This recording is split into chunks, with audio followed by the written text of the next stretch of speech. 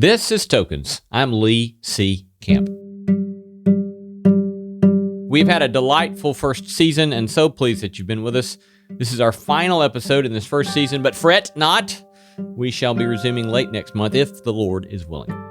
Season 1 recap coming up in just a moment, in which I get to wander hither and yon through the season's archives, talking about some highlights. Welcome.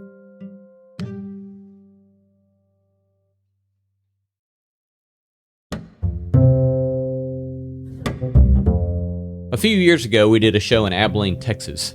It featured poet Chris Wyman, now at Yale.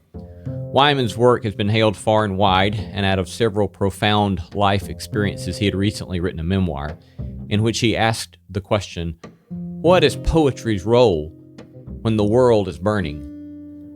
This is not poetic, artistic, overly introspective hyperbole. This week, Lebanon was burned, the same week that we remembered the atom bomb burning Hiroshima 75 years ago. We remain in the midst of a pandemic with a virus loose and wreaking havoc and immense political hostility. And so indeed, what is poetry's role? Or what is the role of song or story or interview when the world is burning? Michael Mclaren here on traveling to some of the world's most intense conflict zones. Michael Brown had just been killed in Ferguson. ISIS was in the news all the time. Israel was bombing Gaza, and the stories that we're hearing told publicly through the news seem to be beginning and ending with violence, with no real imagination for how is it that we can live in the midst of this but find a way out. And I had a strong belief that the stories that we tell directly affect our ability to imagine the world. So if we only tell one type of story, we will only see the world in one type of way. So perhaps we underrate imagination, as if it's a childish thing that has nothing to do with the real world. But perhaps imagination needs to be reclassified as an adult skill and recognized as one in which we are immensely deficient. It may be that new imaginings may be the only way forward beyond the fire and hostility and the lordship of demeaning powers. We're under a constant spell of consumerism. That's New York State Poet Laureate Marie Howe. You're having a feeling, go out and buy something, right? You're having a feeling, eat something, drink something. So poetry is a counterspell in that it says, be here exactly as you are. Be here in all your vulnerability. Be here in your bewilderment. You are not alone. She told about a playful counterspell she learned from her school-aged daughter. She came home. There was some mean girl thing going on in school. I wish she were here because she could do it. But it's like, don't make me snap my fingers in a Z formation, exclamation, talk to the hand, talk to the wrist. Ooh, girl, you just got this. Let her fall, you got it all, but you don't. I do. So move with the attitude. And that's this whole thing.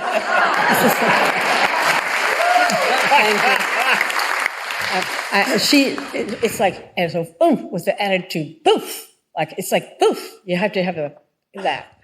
Anyway, it's a counterspell. And I thought, that's what poetry is. Okay. Or to pose the question to U.S. Poet Laureate Tracy K. Smith on the nature of such work.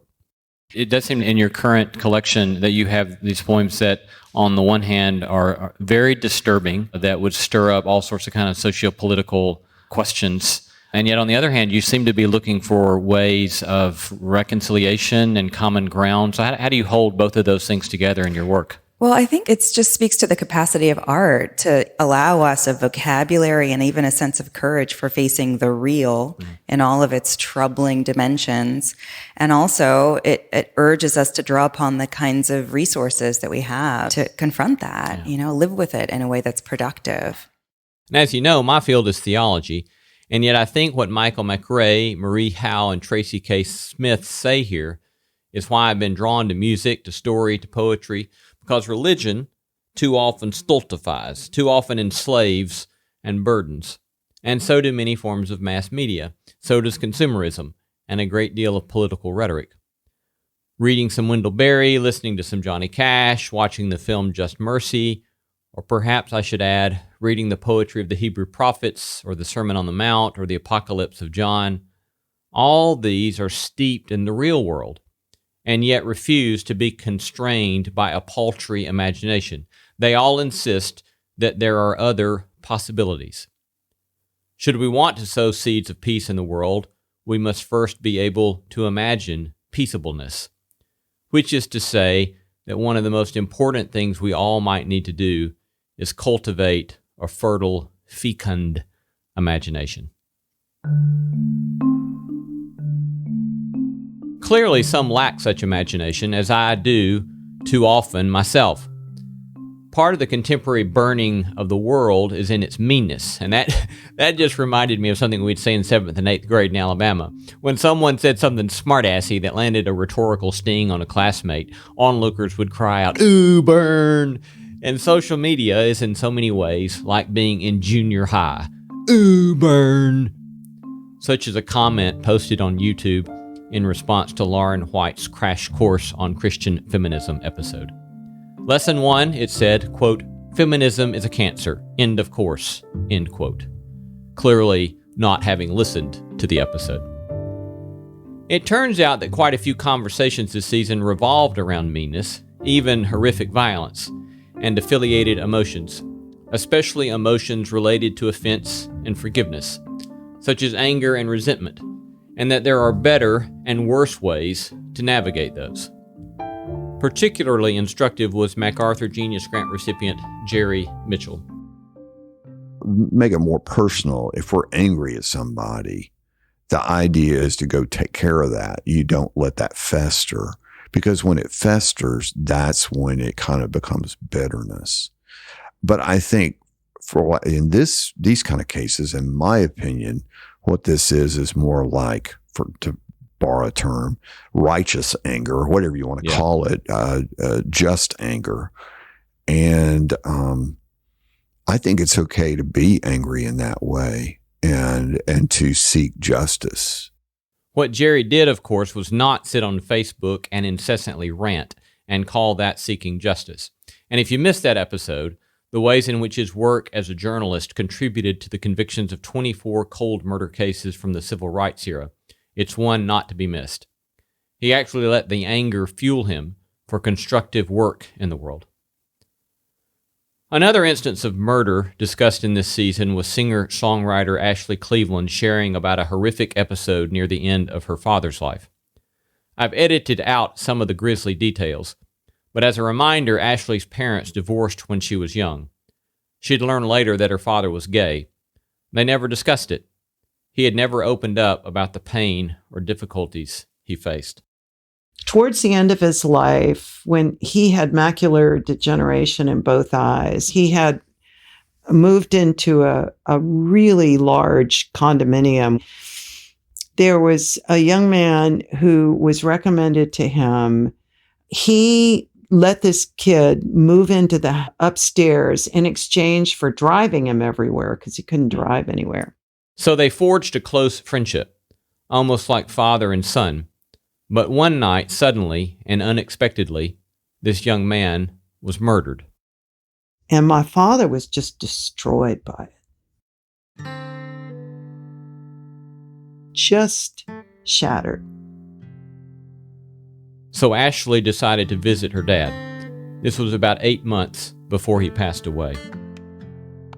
We sat in a restaurant and he just started talking and talked about everything in his life, including being gay, what it was like. It was like a dam had burst. And I kept thinking, he's forgotten you're here. So don't say anything or he's going to stop talking. And he probably had, he was probably in shock and very, grief-stricken. But it was a window into him that I had never had before, but he was almost 80 by then. And so I was pretty sure it would never happen again. So that was a gift to me. I held so much against my father because he was mean. He was so critical and so kind of high-handed with us. But when I think about how he was trying to navigate what he had been born into at the time he was born into it, I have great compassion for him. What an impossible thing. Out of the numerous instructive elements of this story, one is surely this: to shut up and listen. And we'll come back to that in a bit. Another related element regarding meanness and affiliated emotions was dealing with criticism. This topic arose numerous times this season. Here's the conversation with author and activist Brian Mclaren. You've certainly come under lots of fire for certain things that you've said and taught and so forth. What have you found to be helpful to sustain you in saying what you think to be true? Well, you need a couple of friends who know you. If the people who know you are telling you you're terrible, that's one thing. But if it's the others, it's a little easier to bear. And then I think this is one of those places where criticism either makes us bitter or better. I think anyone who tries to step out and say and do things that receive some criticism has to go deeper, and you, at some level, ask, am I doing what's right before God and in my conscience? And you just try to press on. We covered similar territory with former Tennessee Governor Bill Haslam. What were ways that you have learned to process criticism and or not to let it get you to a point of despair? I'll start with the full disclosure. I've gotten better, but not great. I mean, after a while, your skin gets toughened just because you've been shot at enough times. It's like, okay, well, that didn't hurt as much as I thought it would hurt. When you're in a campaign and the first time somebody runs a negative ad and you're sitting there watching the nightly news, and it's like, Chrissy, literally one night we were getting ready to go to bed and we were in Knoxville, so the nightly news came on at 11, and I'm brushing my teeth, and she watches the ad and goes, well, I'm not so certain I want to sleep in the same house with you anymore. Kidding. And then she promptly rolls over and goes right to sleep. And I'm staring at the ceiling for about 3 hours like, how can they say that? But I think two or three things. Number one, I think the pastor of our church in Knoxville I asked him that question. He said, I always remind myself that no matter what they think about me, they don't know the half of it. That I'm way worse than you think I am. And so man, that's pretty great. That's a beautiful bit of wisdom. Yeah, so I mean, that's part of it. I do remind myself, like, you don't know the half of it. I think some of it also is the sense of it's part of the calling when you're a public person. Again, I'd compare it to a pastor. The pastor, every week somebody walks out of the church and goes, I can't believe he said that. He's wrong. And they go back to lunch, criticizing whatever that was. So it's just part of the nature of having a public role. It's the same thing if you're the football coach for the Titans or whoever it is. I mean, it's just you do your job in public. So that's part of what, if you feel called to that, that's part of what comes with it. And then I think the third thing is, again, I'm not great at this, but I had to remind myself that this is part of the process of formation that God's decided to use for me. That, we talk about it until Christ is formed in you, and that criticism is part of how God has decided that's what I need to do to form you into who I want you to be. And on this criticism thing, I'm reminded of the book of Hebrews, in which some were being persecuted for their convictions. And the writer says something like, listen, I know it's tough, but just remember that you have not been persecuted like some of these other folks. Keep some perspective, I hear that text saying. So it's good for me to remember this conversation with Martin Doblmeier on Dorothy Day, in which we were discussing one of my favorite photographs from American religious history. The body posture you see is somewhat defiant as she's being intimidated by police who've got their hands on their guns. It's really quite a photograph. But that happened in the 1970s when she was in California. So she made the trip all the way from New York in her 70s, all the way out to California to be part of the demonstrations for Cesar Chavez in support of the Farm Workers Union. She would be arrested out there. And the famous background to the story is that she was actually telling the policeman at that time, if you come back tomorrow at the same time, I'll be here tomorrow. If you don't arrest me, I'll be here tomorrow, and I'll recite for you the Beatitudes, which is the reason why we're here. And maybe you would like to hear that, officers. No, I didn't know that part of the story. That's pretty great. So what did they go on and arrest her then? Yeah, she was arrested while she was out there. And it was for the 8th and last time. You are listening to Tokens, Public Theology, Human Flourishing, and the Good Life. This is our Season 1 recap. While we take a 1 month or so break, we hope you would take a moment to refer us to a friend. Send the link www.tokenshow.com/podcast to a fellow podcast listener. We would be so grateful if you would help us spread the word, and it will make a great deal of difference in the sustenance and the long-term endeavor. We have some great stuff coming up in Season 2, and we'll look forward to being with you again soon. Part 2 in just a moment.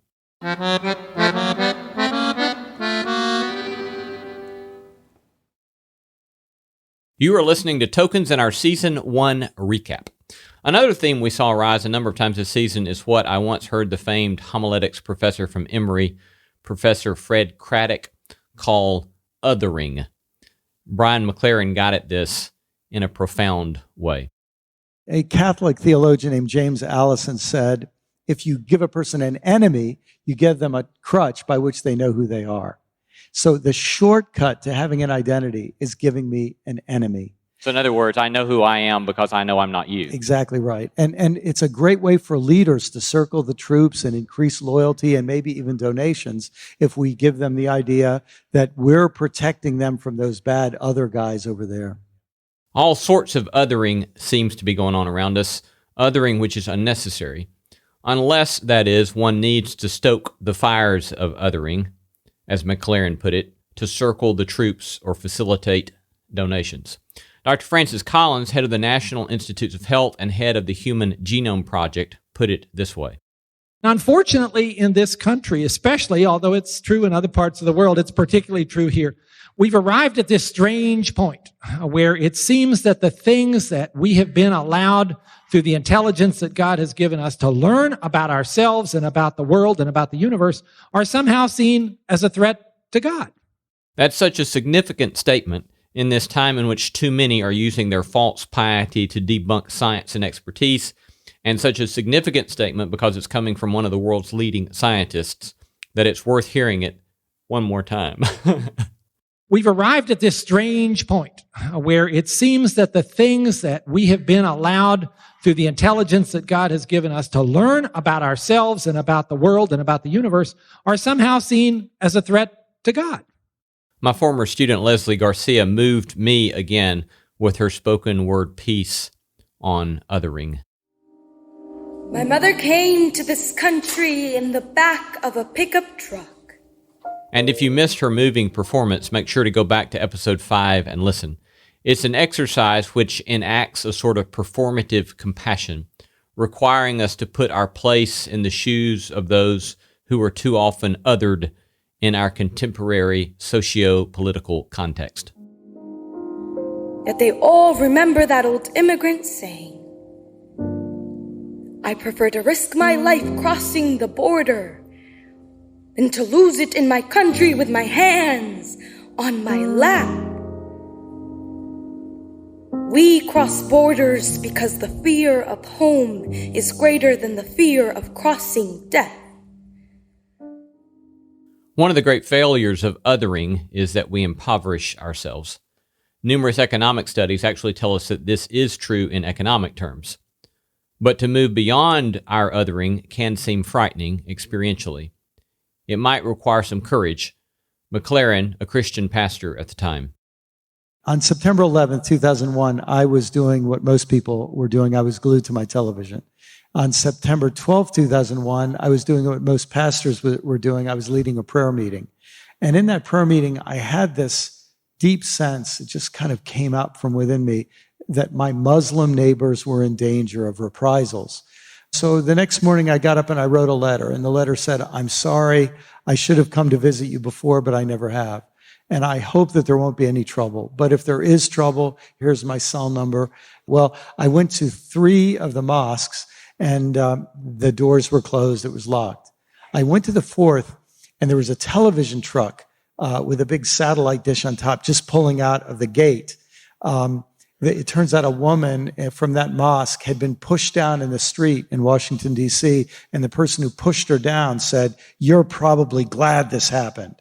And so the TV crew was there to interview the imam about how the woman was doing and so on. Well, the truck pulled out and there were automatic gates that were closing. Without even thinking, I stepped on my gas and just went through the gate really fast, scared the poor imam half to death. He ran out to me with his hands up telling me to stop. I threw the car into park, stepped out, and I handed him my letter. And I'll never forget, Lee, he looked down at the letter. He was kind of a short guy. Looked down at the letter, looked up at me, looked down at the letter, looked up at me. Tears came down his eyes, and he threw his arms around me. And I still remember the feeling of his head right here at my chest. He just held on to me. He said, "It's so good that you've come. It's so good that you've come. Please come inside. Come have some tea with me." So I went inside. I went into his office. I'd never been in a mosque. I'd never been in an imam's office. It turned out it was just like my pastor's office, except neater, and all the books were in Arabic. But that day, a friendship began between he and I. And I realized that I became a better Christian when I had a Muslim friend. And that began a process of rethinking this whole issue of identity. Our friend Odessa Settles came at this from an altogether different angle early in her career. I was a new nurse on the evening shift. And there was a white middle-aged woman who had come in for a surgical procedure, and I was introduced to her by the charge nurse, which was interesting. But this was a well-to-do woman, so I'm sure that's probably why she had to preface it. But when I went into the room, and then once she introduced me, the patient said, "I don't want that to touch me." And so the charge nurse was visibly upset. More so than me, because, I grew up in the South. I'm used to seeing children ride across the bus, hollering out, "girl," or whatever. So I asked the woman, "If you allowed me to take care of you this evening, maybe there will be someone else tomorrow that you would be pleased with." And yet, the next day, the woman did not want someone else. She wanted Odessa to care for her. And again the next day, and so on. And so Odessa went on being Odessa. And on the day of discharge, Odessa says, I thanked her for allowing me to take care of her. She teared up, she cried, she gave me a hug, and she just kept saying, "Thank you, thank you, thank you." This directly relates, of course, to Amy Jill Levine's telling of the parable of the Good Samaritan. You'll remember that Amy Jill is a practicing Jew and yet a professor of New Testament at Vanderbilt Divinity School. One of her formative childhood experiences was being othered. When I was 7 years old, a girl on the school bus said to me, "You killed our Lord," because she had been told that the Jews, all Jews in all times and all places, were responsible for the death of Jesus. And I couldn't figure out how this absolutely magnificent tradition could say such hateful things about Jews. So I started asking questions. And her questions led her to becoming a world-renowned New Testament scholar. And our topic here of othering brings us to the Good Samaritan. You know the story. A lawyer comes up to Jesus. They have a bit of a conversation. And the lawyer says to Jesus at one point, "So, who is my neighbor?" And Jesus explains how a fellow was going down the Jerusalem to Jericho road, and he's waylaid by bandits. He's beaten, robbed, stripped, and left half dead in a ditch. And he's wondering, who's going to help me? Yes, you do know, likely, the story. The priest and the Levite pass by on the other side, perhaps out of their own fear. And then along comes a Samaritan. To go from priest to Levite to Samaritan is like going from Larry to Moe to Hitler, or father to son to Satan. It was unthinkable. Today we think of Samaritans as people who help you by the side of the road. We have Good Samaritan hospitals and Good Samaritan car services. But that's not who Samaritans were in antiquity. And they weren't the oppressed minority either. They were the enemy. One chapter before our parable, Jesus and the entourage are going to Jerusalem, and they stop off in a Samaritan village and ask for hospitality, and the Samaritans refuse them hospitality because they're Jews and their face is set toward Jerusalem. At this point, James and John, two of the apostles, in their apostolic best, say to Jesus, "Lord, shall we call down fire from heaven and destroy this village?" And Jesus has to explain that dropping a bomb is not the appropriate response to lack of hospitality. So what do? Today, when we hear this parable, we think of ourselves as the Samaritan. But in antiquity, they actually referred to the parable as the parable of the man who fell among the robbers. We're the person in the ditch. We might think with the Samaritan coming, I'd rather die than acknowledge one of that group helped me. And then it's even harder, because we have to realize the face of the enemy is also in the image and likeness of God. And the face of the person we think might kill us is the very person who might save our lives.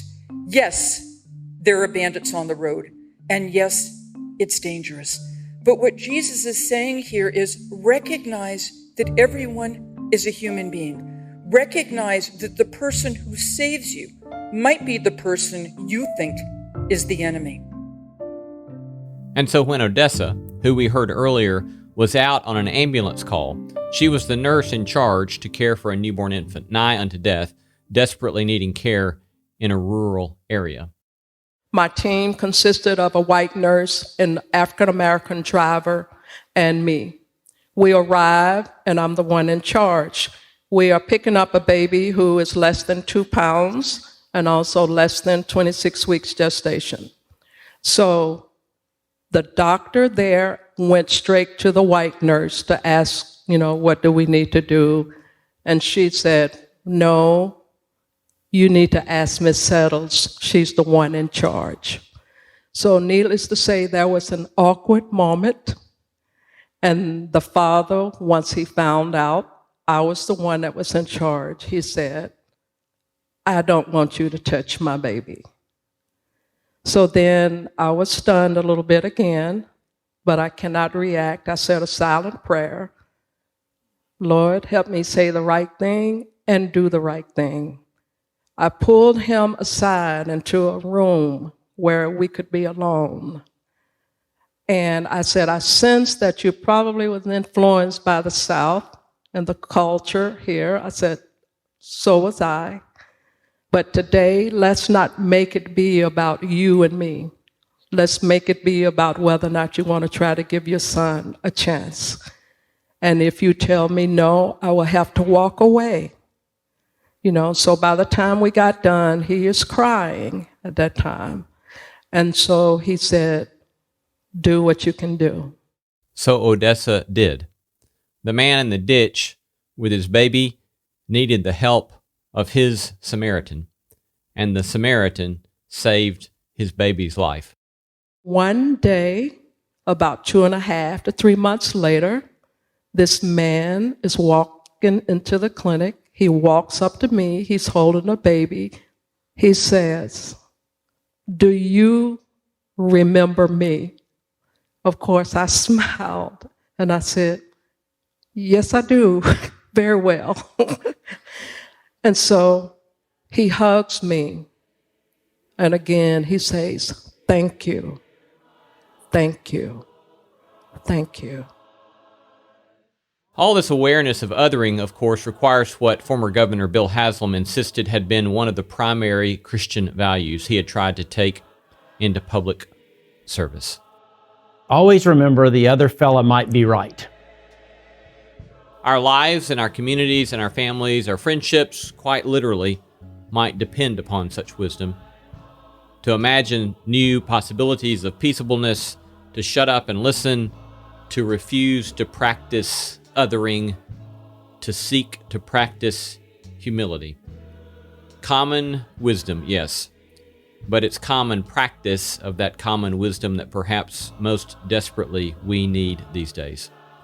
So I close season 1 with a challenge to go out and practice these things today, this week, this month, and sow the seeds of a new sort of world. Land me at thy throne of mercy. Find You've been listening to Tokens, Public Theology, Human Flourishing, and the Good Life. It's been a delight being with you for our first season. Again, we'll be back soon, and I'm pretty excited about some of the episodes we'll be bringing you. In the meanwhile, let us hear from you. Email us, text, or attach a voice memo and send to the address podcast@tokenshow.com. Tell us what you liked. Tell us what you didn't like. Tell us what you might like to hear more of. And do please go over and give us a generous review on Apple Podcasts. Those reviews do matter. a great deal in helping us get exposed to a broader audience. Our thanks to all the stellar team that make this podcast possible. Our occasional co-host in Season 1, Dr. Lawrence Meltzer-White, executive producer and manager Christy Bragg of Bragg Management, co-producer Jacob Lewis of Great Feeling Studios, associate producer Leslie Thompson of Rogue Creative Marketing and Media, associate producer Ashley Bain, our engineer Carrie Harmon, production assistant Kara Fox, and our live event production team at Stonebrook Media, led by Phil Barnett. Not pass me by.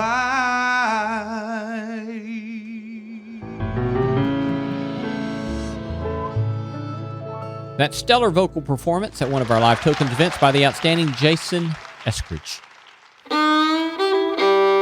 Thanks for listening, and peace be unto thee.